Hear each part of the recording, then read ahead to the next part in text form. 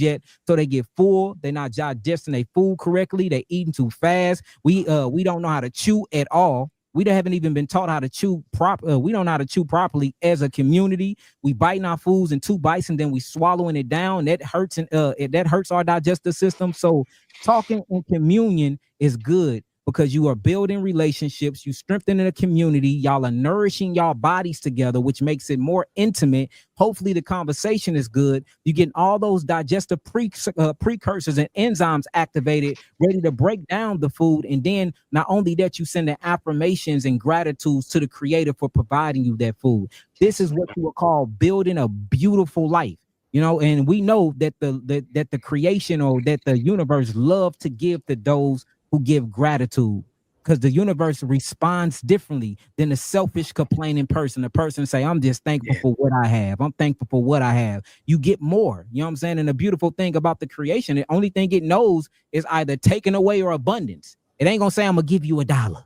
No, it's gonna give you exactly what you resonated at. So yes, I think that is very, very important. And I think it's very important that you sit down as a community to eat your food. I don't think we all should be spread it apart. Of course, sometimes you work and you got to go to the back room to eat and the children might sit at the table. But if you can pick a day out of the week, usually in the Black community it's Sunday, and you have a family dinner where you all sit at a big table and y'all amongst yourselves like a community. You're leading in prayer.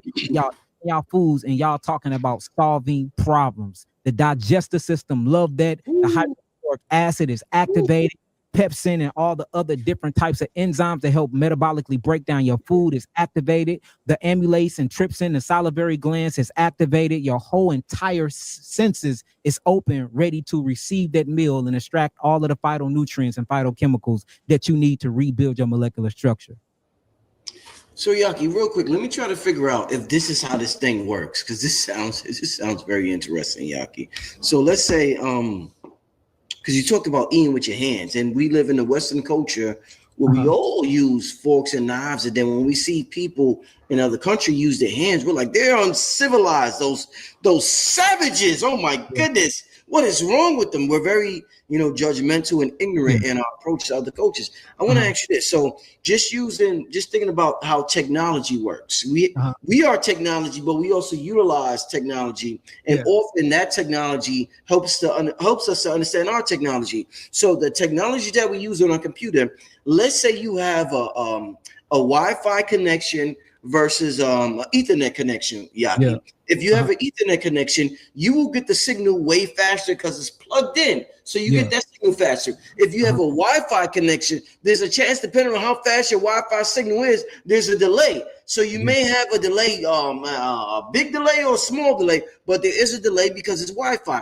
I want to ask you, is it like that with eating? So with eating, if I touch my food and I'm eating with my hands, I got that Ethernet connection, and it tells me immediately what the food is. Do I like it? I don't like it. And am I full or not full? And if I eat with a fork or spoon, is that like a Wi-Fi connection where I may be full, but I don't know till 2 minutes later, and I done overate because my Wi-Fi signal done came in too late because I'm not totally connected with the food.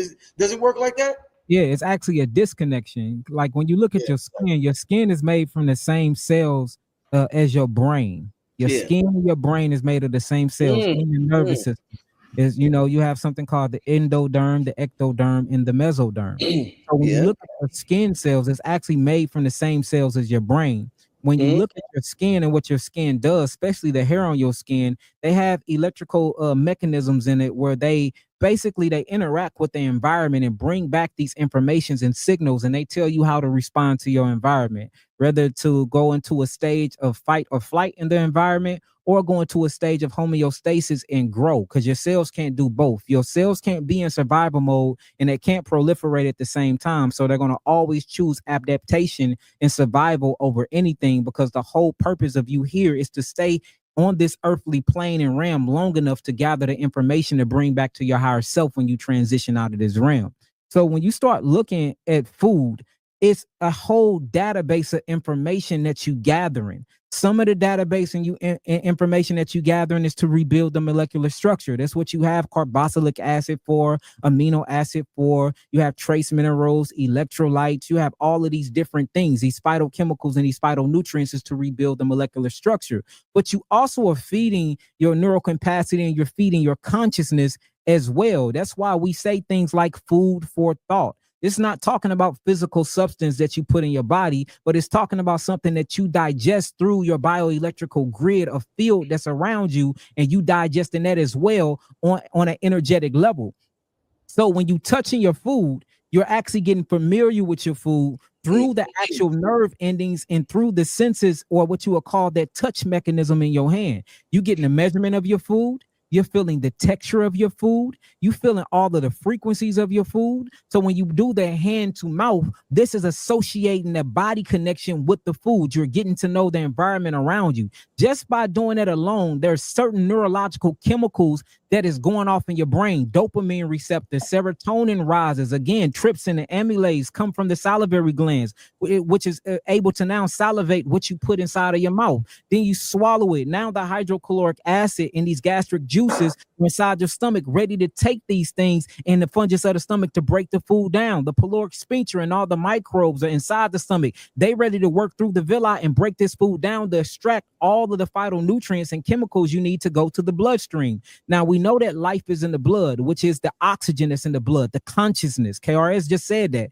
You know, the consciousness, the oxygen is the consciousness. That's why when you lose breath, you lose consciousness and you lose your life. So we know that all these things contribute to that oxygen being proliferated in the blood cells to make it through every cell in the body, for you can continue using this vessel to experience reality. So when you look at food, we have to stop looking at food as something that tastes good. We got to look at food as information. And what is this information that you put in your body? You wouldn't knowingly click on a link on your phone that you know if you open it is going to give you a virus, right? You going to, when you see that link, you're going to erase it, block it, and go right past it. But we need to start looking at these, because look, you said that, you know, we got two technologies. We have the technologies like our cell phones, our computers. Then we have a biological technology, which is what I call this body. I believe you. So when it comes to the technology, or what I'm going to call machinery, we are very, very cautious with that. You put your phone in a phone case. Look at that. You got screen protectors on it and all of that. But when it comes to our technology, we don't have no type of protection or vetting process. We just let anything enter into it, and we wonder why we out of whack and we acting like that. Most of psychosis that go on in the neurological episodes of psychosis that go on in the USA is because of this sad standard American diet. It's feeding our microbes wrong inside of our body. There's a book called The Mind and Brain Connection, the gut and brain connection. And it talks about all of the microbes inside of your gut. And if you feed them the wrong things, they literally secrete ammonia in different types of metabolites and acidic byproducts waste that can pass the brain and blood barrier and have you having psychotic episodes all off what you ate. Another study shown that people that tend to eat more spices after 8 o'clock, they have bad dreams. Y'all can look this stuff up. More in people that eat spices earlier in the day and then they eat more alkalining agents late at night, they have more sound soothing sleep and they produce more melatonin to keep them in REM sleeping longer. So we can't act like what you eat